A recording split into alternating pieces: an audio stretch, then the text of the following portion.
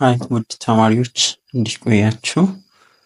ዛሬ የምንጀምረው የግሬድ 11 ጂኦግራፊ ዩኒት 5 የሰከንድ ሴሚስተር ትምህርቶችን ማየት እንጀምራለን። ጂኦግራፊካል ሎኬሽን ኤንድ ኢኮኖሚክ ዴቨሎፕመንት። በዚህ ምዕራፍ የምናየው ስለ ጂኦግራፊካል ሎኬሽኖች እና የኢኮኖሚ እድገት ምን ያያይዛቸዋል፣ የተለያዩ ጂኦግራፊካል ፋክተሮች ከኢኮኖሚክ ዴቨሎፕመንት ጋር ያላቸውን ግንኙነት እናያለን ማለት ነው። በዋነኛነት 4 ሜን ኮንቴንቶች ዋና ኮንቴንቶች አሉ። የመጀመሪያው 5.1 ኢፌክት ኦፍ ጂኦግራፊካል ሎኬሽን ኦን ዴቨሎፕመንት፣ ማለትም የጂኦግራፊያዊ መገኛዎች ጂኦግራፊካል አካባቢዎች ከልማት ከአንድ ሀገር እድገት ጋር ያላቸውን ተጽዕኖ እንደሚመስል በ5.1 ላይ እናያለን። 5.2 ላይ ክላይሜት ኤክስትሪምስ ኤንድ ፖቨርቲ፣ የክላይሜቲክ ፋክተሮች፣ እሱም አንድ የጂኦግራፊካል ፋክተር ነው። ክላይሜት ኤክስትሪም ከፖቨርቲ ጋር ያለውን ግንኙነት ምን እንደሚመስል፣ ምን አይነት ፋክተር እንዳለው እናያለን። 5.3 ላይ ዲስአድቫንቴጅስ ኦፍ ላንድሎክድ ካንትሪ፣ የወደብ አልባ ወይም ባህር አልባ ሀገራት ምን አይነት ተጽዕኖ አላቸው። ባህር አልባ ሲሆን የባህር በርስ አንድ ሀገር ሳይኖራት ሲቀር ያላት ምን አይነት ተጽዕኖ ውስጥ ኢኮኖሚካል፣ ሶሻል እና ፖለቲካል ተጽዕኖ አለው። ያን ዲስአድቫንቴጆችን በ5.3 ላይ እናያለን ማለት ነው። 5.4 ላይ ኢንትራ-ሪጂናል ትሬድስ ኢን አፍሪካ ላይ ያሉ ዊዝን አፍሪካ ትሬድ ፍሎዎችን እናያለን። ኢንትሮዳክሽን ስንጀምር ጂኦግራፊካል ፓራሜትር አር ዘ ሞስት ኢምፖርታንት ፋክተርስ ኢን ዲቨሎፕመንት ለናል። እንደሚታወቀው የተለያዩ ጂኦግራፊካል ፋክተሮች፣ ጂኦግራፊካል ተጽዕኖች በአንድ ሀገር እድገት የራሳቸው የሆነ ተጽዕኖ አላቸው። ማለትም ጂኦግራፊካል መለኪያዎች፣ የተለያዩ መለኪያዎች አሉ፣ ብዙ አይነት። ከዛ ውስጥ የተወሰኑትን በዚህ ምዕራፍ እናያለን። እነሱ የራሳቸውን ተጽዕኖ አላቸው በአንድ ሀገር እድገት ላይ ማለት ነው። ጂኦግራፊካል ሎኬሽን influences economic development through the distribution and the types of geology, relief, climate, soils and the biodiversity ይለናል። ማለትም እነዚህ የተለያዩ የጂኦግራፊካል ሎኬሽኖች መገኛዎች በተለያዩ በጂኦሎጂካል ዲስትሪቢዩሽን በዲስትሪቢዩሽን ታይፕስ ኦፍ ጂኦሎጂ ጂኦሎጂ ቻፕተር 1 ላይ እንደምታስታውሱት የተለያዩ ጂኦሎጂካል ፋክተሮች በዲስትሪቢዩሽን ጂኦግራፊካል ሎኬሽን በጂኦሎጂ ዲስትሪቢዩሽን እና አይነቶች ላይ የራሱ ተጽዕኖ አለው። በተለይ ሪሊፎች ላይ ማለትም ላንድስኬፖች፣ አንዳንድ አካባቢ ጂኦግራፊካሊ ሜዳማ አካባቢዎች ይኖራሉ። አንዳንድ አካባቢዎች ደግሞ እንደዚህ ስሎፕ ተዳፋት የሆኑ ቶፖግራፊው ማለት ነው የሆኑ አካባቢዎች ይኖራሉ። እነዚህ የራሳቸው ተጽዕኖ አላቸው። ክላይሜት፣ የአየር ሁኔታው፣ ሶይልስ፣ የአፈር አይነት ፋኡ እስከ የተለያዩ ወደ 18 አይ ቲንክ በላይ የአፈር አይነቶች የተለያዩ አፈር አይነቶች አሉ። እነሱ የራሳቸው አንዳንዱ ፈርታይል የሆኑ አፈሮች አሉ፣ አንፕሮዳክቲቭ የሆኑ ኢንፈርታይል የሆኑ አፈር አይነቶች አሉ። እነዚህ የራሳቸው ተጽዕኖ ባዮዳይቨርሲቲ፣ እነዚህ በዛ ህይወት፣ እነዚህ ሁሉ በኢኮኖሚ ልማት ላይ ኢንፍሉዌንስ አላቸው ማለት በአንድ ነገር ኢኮኖሚክ እድገት ላይ የራሳቸው ተጽዕኖ አለ። All these geographic factors pose an effect on the growth of agricultural production, industrialization and commerce ይለናል። እነዚህ አሁን ከላይ የጠቀስናቸው ሁሉም የጂኦግራፊያዊ ፋክተሮች በግብርና ምርት፣ በኢንዱስትሪ ልማት፣ ለዚሁም በኮሜርስ ላይ በንግድ እድገት ላይ የራሳቸውን ተጽዕኖ ይፈጥራሉ። Recently, the effect of these geographic variables has been virtually minimized through the use of modern technology. አሁን በተወሰነም ቢሆን ከቅርብ ጊዜ ወዲህ በዘመናዊ ቴክኖሎጂዎች አጠቃቀም እነዚህ ጂኦግራፊካል ቫሪያብሎች ተጽዕኖ በተወሰነም ሁኔታ ቀንሷል። but still the poorest countries of the world are found in the tropics where there is hot climate, infertile soils, water, and scarcity and tropical diseases ቢሆንም አሁንም በዓለም ላይ ድሃ የሆኑ ፖረስት የሆኑ ካንትሪዎች በተለያዩ ተጽዕኖ ውስጥ ይገቡበት ስፔሻሊ በትሮፒክ አካባቢ የሚገኙት ሆት ክላይሜት ነው። ትሮፒካል አካባቢ ከፍተኛ ሙቀት አለ። ኢንፈርታይል የሆኑ ሶይል አይነቶች አሉ። የተለያዩ ለም ያልሆኑ የአፈር አይነቶች የሚገኙበት አካባቢ፣ የውሃ እጥረት ወተር ስካርሲቲ የሆኑ አካባቢዎች በተለይ በረሃማ አካባቢዎች ላይ፣ እንደዚሁም ትሮፒካል ዲዚዞች የተለያዩ ማላሪያ የመሳሰሉ ወባን የመሳሰሉ እነዚህ ተጽዕኖ አሁንም ስቲል ነው። ስፔሻሊ በፖረስት ካንትሪዎች ላይ ተጽዕኖ አላቸው ማለት ነው።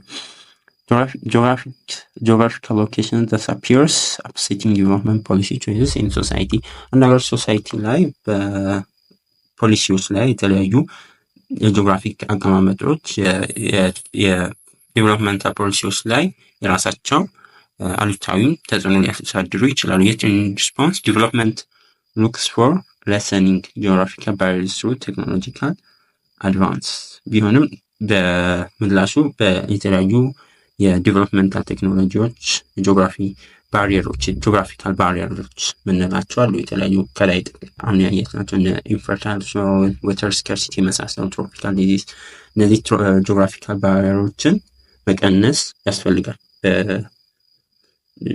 ጂኦግራፊካል የሆኑ ባሪየሮችን ቴክኖሎጂካል አድቫንሶችን በመጠቀም this designates that geographic features in the development policies are closely linked and tied together ይህም ምንን ያሳየናል? የጂኦግራፊክ ገጽታዎችና የልማት የአንድ ዲቨሎፕመንታል ፖሊሲዎች የልማት ፖሊሲዎች አንድ ላይ በጣም ክሎዝሊ ሊንክድ መሆናቸውና ታይድ ቱጌዘር በጣም የተሳሰሩ መሆናቸውን ያሳየናል ማለት ነው።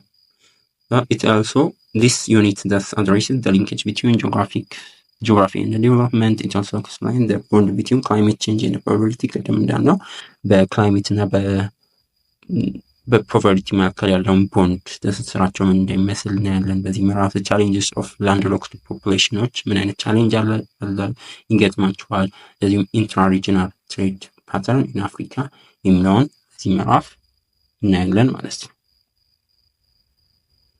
5.1 effects of geographic locations on development ያው እንደ ቅድም እንዳልነው በአካባቢ ጂኦግራፊካል አቀማመጦች ጂኦግራፊካል አካባቢዎች የራሳቸው ተጽዕኖ አላቸው በአንድ ሀገር እድገት ላይ እሱን እንመለከታለን በዚህ ሴክሽን።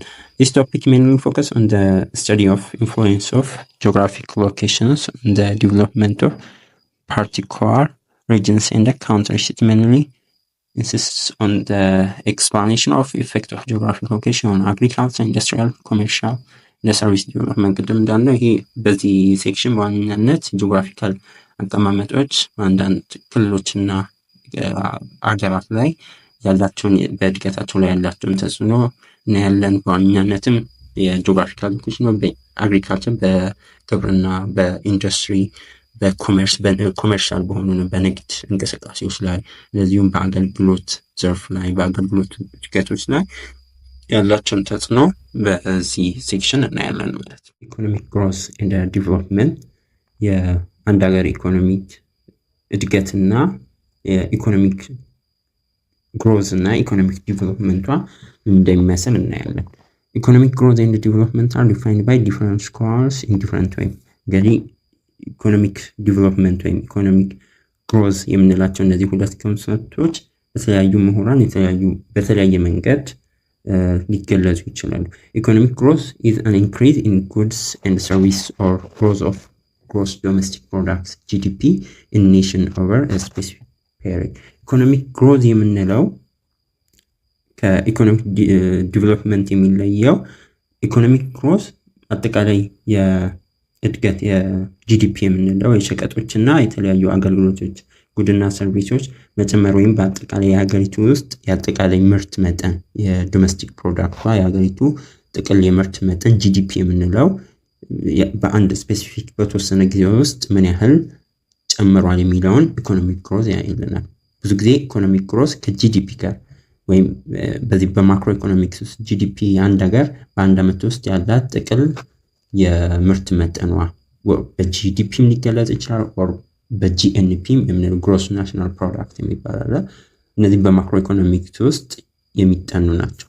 በእነዚህ ሁለት ኮንሰፕቶች ሞስት ኦፍ ዘ ታይም ጂዲፒ ሊገለጽ ይችላል የአንድ ሀገር ኢኮኖሚክ ግሮዝ ማለት ነው። It mainly focus on the quantitative growth of the national per capita income, not giving due regard to the standard of living and the welfare of citizens. ይሄ ኢኮኖሚክ ግሮዝ በዋናነት የሚያተኩረው ይሄ ናሽናል ፔር ካፒታ ይሄ ብሔራዊ የነፍስ ወከፍ ገቢ የዜጎች የነፍስ ወከፍ ገቢያቸው ምን ያህል ጭማሪ አሳይቷል በሚለው ላይ ነው። ኳንቲታቲቭ በሆኑ ኳንቲታቲቭ ግሮዝ ላይ ነው ኢኮኖሚክ ግሮዝ ትኩረት የሚያደርገው። ኖት ጊቪንግ በምን ብዙም በኑሮች የዜጎች ደህንነትና የኑሮ ሁኔታ መሻሻል ላይ ብዙም ትኩረት አይሰጥም ማለት ነው ጂዲፒ ኢኮኖሚክ ግሮዝ። ኢኮኖሚክ ዲቨሎፕመንት ግን በአንጻሩ on the other hand refers to the sustained development of the material well-being of society. የኢኮኖሚክ ዲቨሎፕመንት የምንለው በሌላ በኩል የህብረተሰቡን ቁሳዊ የሆኑ ዌልቢንጎች ማቴሪያል ዌልቢንጎች ቁሳዊ ደህንነቶችን ቀጣይነት ባለው መልኩ ያላቸው የእድገት መጠን ያሳያል ማለት ነው የዜጎች። Unlike economic growth, development focus on both qualitative and quantitative development of the country's economy. በተለየ በኢኮኖሚክ ግሮዝ ከኢኮኖሚክ ግሮዝ በተለየ መልኩ ኢኮኖሚክ ዲቨሎፕመንት የሚያተኩረው የሀገሪቱ ኢኮኖሚ በጥራት ቦዝ በኳሊቲ በኳንቲቲቭ ዲቨሎፕመንት የዜጎች የሀገሪቷ በሁለቱም በኳሊታቲቭ ኳንቲታቲቭ እዛ ኢኮኖሚክ ግሮዝ ሞር ኳንቲታቲቭ በሆኑ አስፔክቶች ላይ ትኩረት ያደርጋል። ጂዲፒ ጂኤንፒ እነዚህ ፔር ካፒታ የዜጎች የነፍስ ወከፍ ሌሎች ነገሮች እነዚህ ኳሊታቲቭ የሆኑ እነዚህ ትምህርት መሻሻል ጤና ሁኔታ የተለያዩ ነገሮች የሊትሬሲ መጠን እነዚህ ነገሮች ብዙም ኮንሲደር አያደርግም ኢኮኖሚክ ግሮዝ። ኢኮኖሚክ ዲቨሎፕመንት ግን እነዚህ ኳሊታቲቭ የሆኑ አስፔክቶችንም ኮንሲደር ያደርጋል። ኢኮኖሚክ ዲቨሎፕመንት enables people to be more educated, healthier and endowed with good access to quality housing, better sanitation and employment opportunity. ብዙ ጊዜ ይሄ ኢኮኖሚክ ዲቨሎፕመንት ሰዎች የበለጠ የተማሩ እንዲሆኑ ጤናማ ህይወትን እንዲመሩ እንደዚሁም የጥራት ያለው የመኖሪያ ቤት አክሰስ እንዲኖራቸው የተሻለ ሳኒቴሽን የተሻለ ንጽህና የተለያዩ የስራ እድሎችን እንዲያገኙ ያስችሏቸዋል። ኢኮኖሚክ ዲቨሎፕመንት እነዚህ ላይ ኳሊታቲቭ የሆኑ አስፔክቶች ላይ ትኩረት ያደርጋል። it is often measured using human development index በሂውማን ዲቨሎፕመንት ኢንዴክስ ብዙ ጊዜ የሚለካው ኢኮኖሚክ ዲቨሎፕመንት በኤችዲአይ ሁማን ዲቨሎፕመንት ኢንዴክስ በሚለው ይለካል ማለት ነው። HDI is a measure a quantitative measure of human well-being and development። ያው HDI የምንለው ኳንቲታቲቭ ሜጀር ምንም እንኳን ኳሊታቲቭ የሆኑ አስፔክቶችን ኳንቲታቲቭሊ ይገልጽልናል። HDI ኳንቲታቲቭ ሜጀር ነው፣ በቁጥር የሚቀመጥ ነው።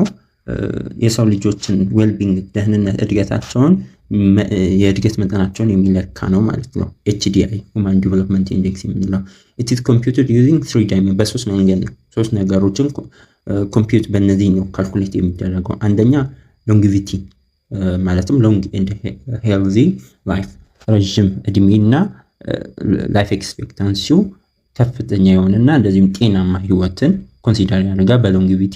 እንደዚሁ አክሰስ ቱ ናውሌጅ ሁለተኛው ደግሞ ለእውቀት ያለውን አክሰስ ምን ያህል ነው የሚለውን ኮንሲደር ያደርጋል። ሶስተኛ ደግሞ ስታንዳርድ ኦፍ ሊቪንግ የሰዎች የኑሮ ሁኔታን እነዚህ ሶስቱን ነገሮች አንድ ላይ አድርጎ ነው HDI ኢንዴክሱ የሚሰራው ማለት ነው።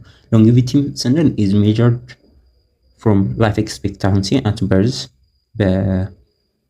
በውልደት ጊዜ ያለውን በሚወለድበት ጊዜ ያለውን የህይወት ዘመንን በሎንጊቪቲ እንለካለን። ናውሌጅ ደግሞ is measured from literacy rate and the average years of schooling within the adult age group።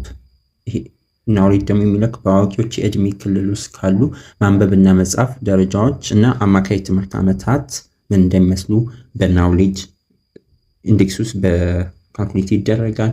ሌላኛው ሶስተኛው ደግሞ the decent standard of living also measured by real per capita የጥሩ የኑሮ ደረጃዎችም በነፍስ ወከፍ ገቢ ተደርጎ ይለካሉ ማለት ነው።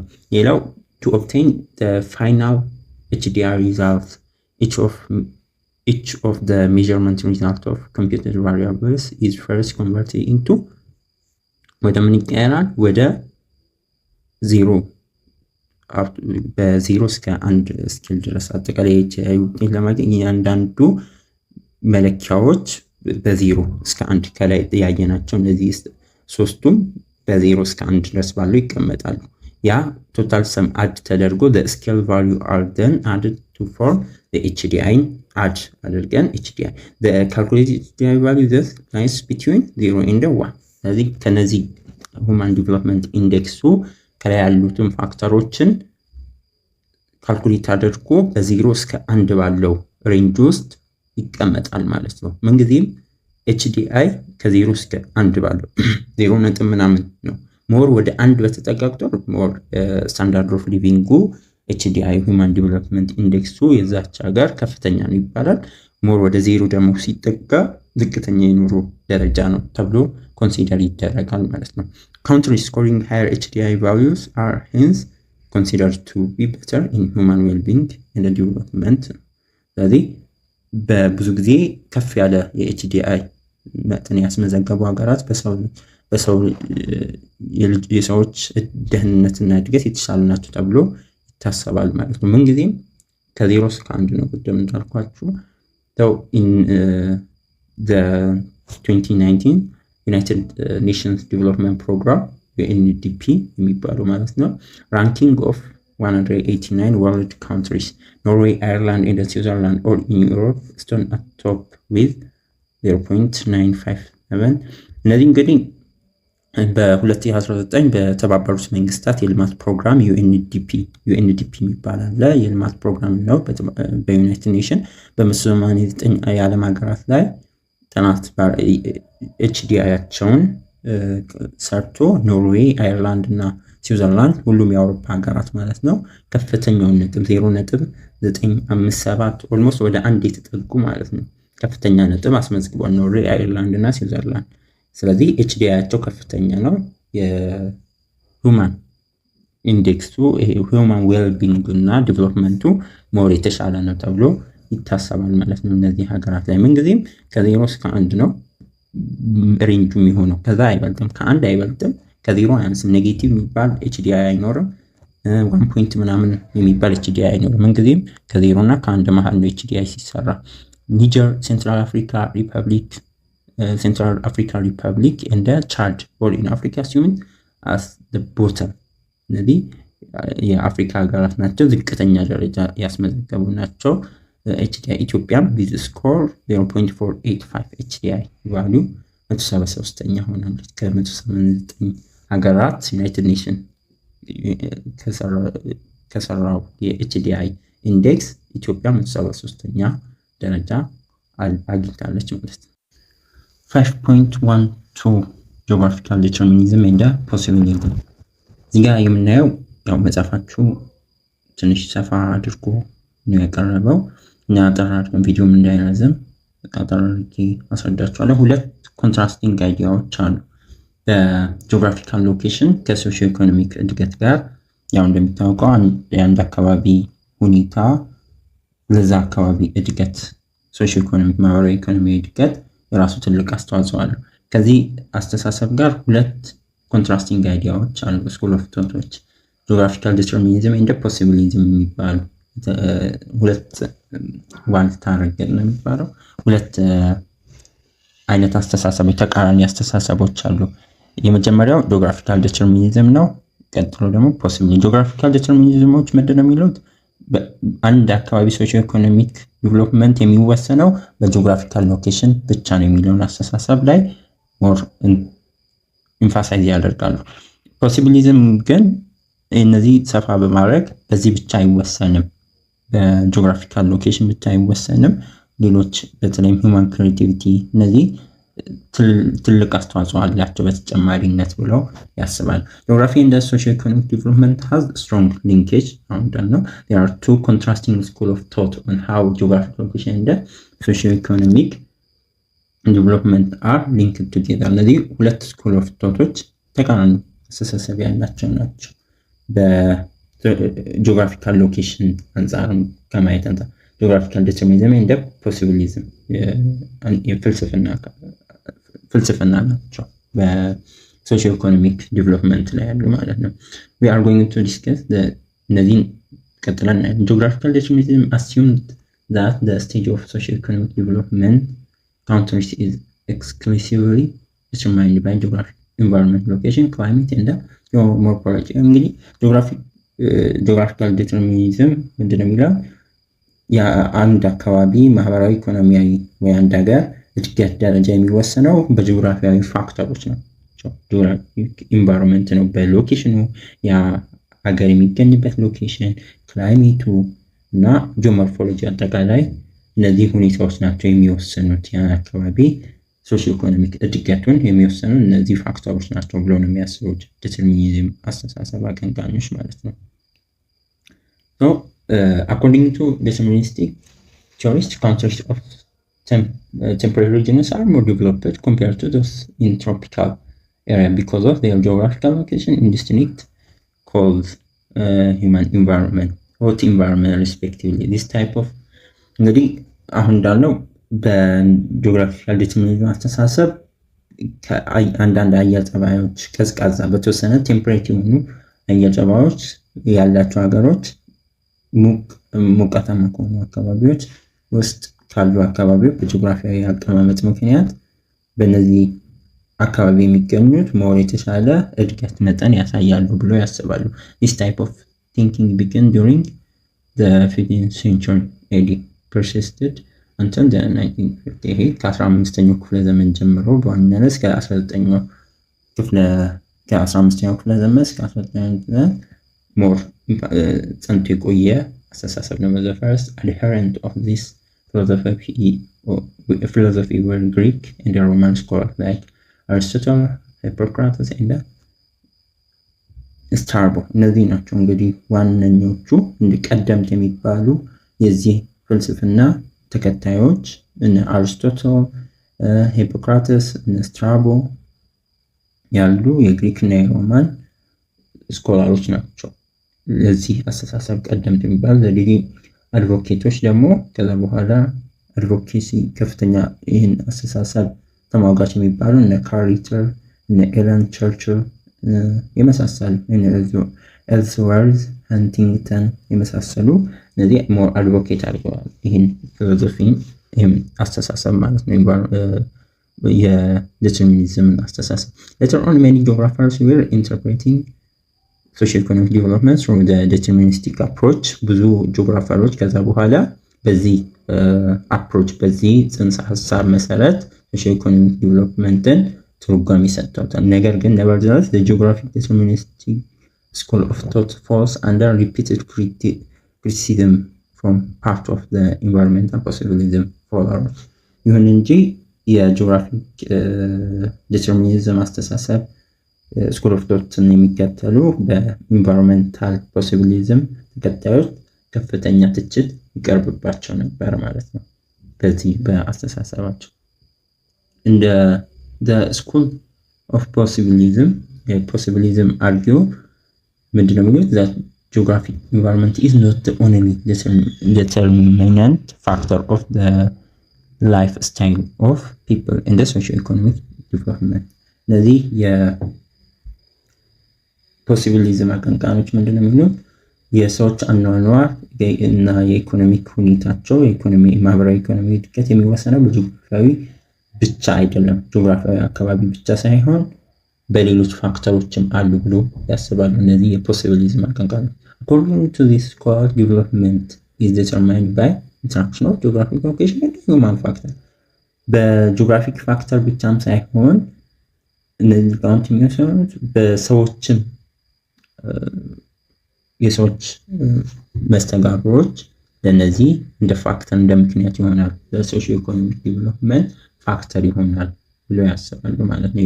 የፖሲቢሊዝም አቀንቃኞች geographic location and the environment factor play a significant role in socio-economic development. እንደምታውቀው የጂኦግራፊያዊ አቀማመጦች አንድ አካባቢ ማህበራዊ ኢኮኖሚ እድገት ውስጥ ጉልህ ሚና እንደሚጫወቱ ይታወቃል።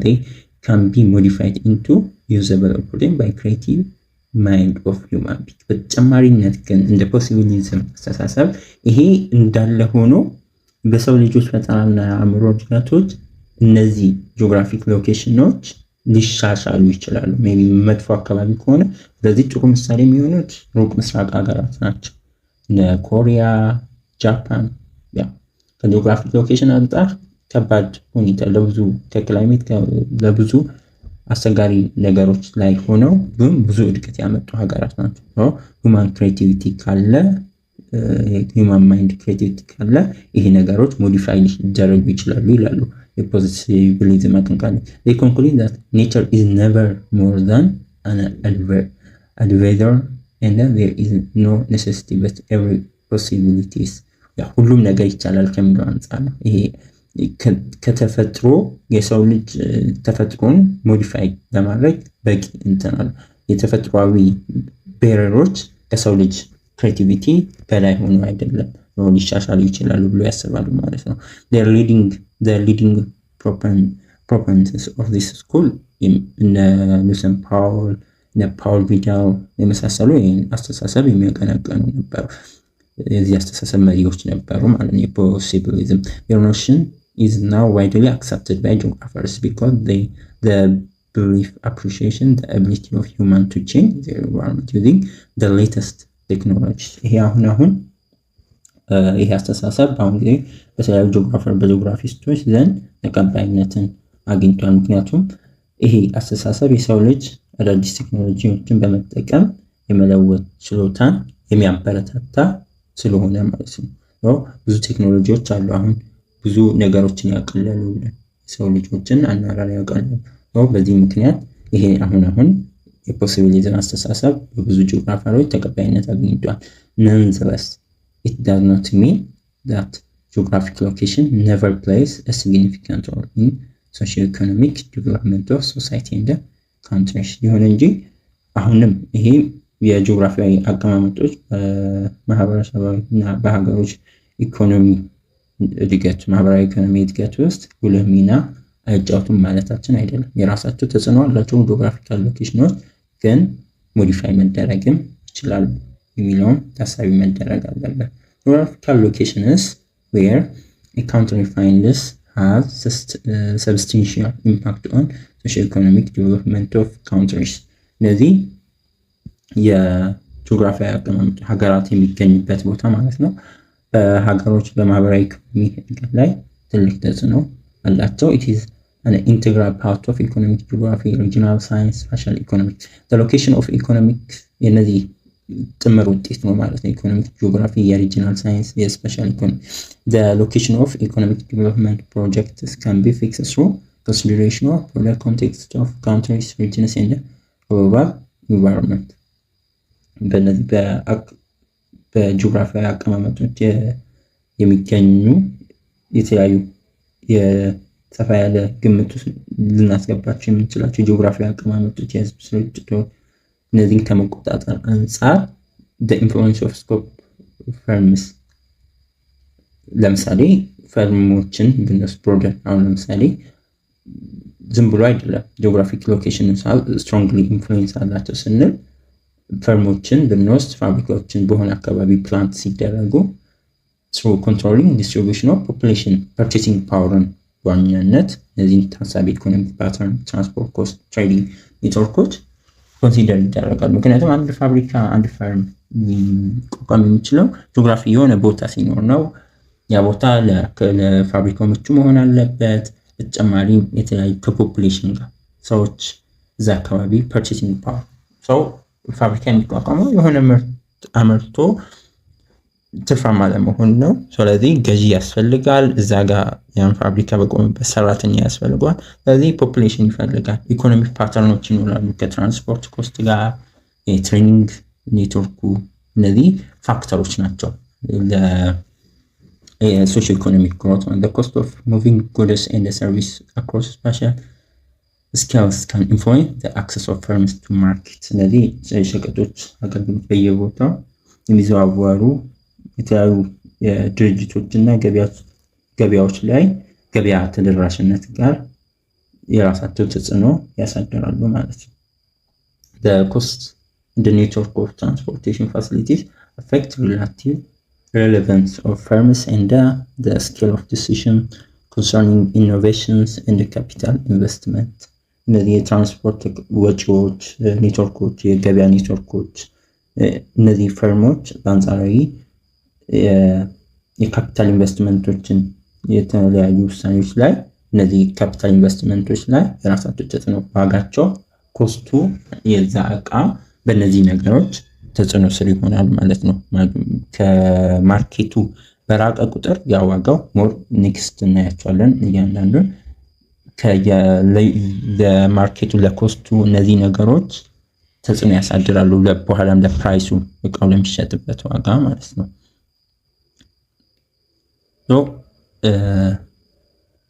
እነዚህን የመሳሰሉ ናቸው። ኔክስት ላይ ስለ ኢፌክት ኦፍ ሎኬሽን አግሪካልቸራል ዲቨሎፕመንት ላይ ኢፌክት ኦፍ ሎኬሽናቸውን እንደሚመስል እናያለን። ሰብስክራይብ ማድረግ እንዳትረሱ፣ ቪዲዮንም ላይክ አድርጉ። ኔክስት እንገናኛለን።